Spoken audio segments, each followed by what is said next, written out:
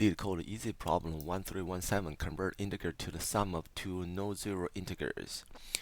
So a plus b equal to n, then which means n minus a equals to b. I'm thinking we can always find the number a consists of digit 1, say 678 minus 11 will be 667. So, but the only thing we have to be careful is there are some edge cases. Say, what if it is digit 1 in the original number n?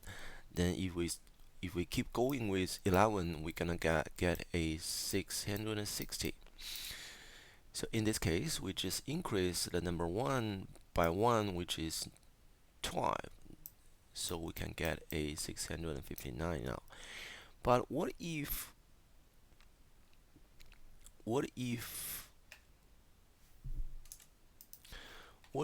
there's a number 2, say 620?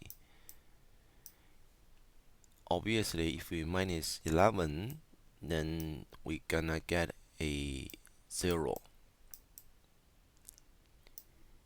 And we also, in this case, we do want to increase here, say 21, so we can get a 509. But all we have to do, you can see from these things, all we have to do, we just to be careful when we borrow something from a next digit in this number n.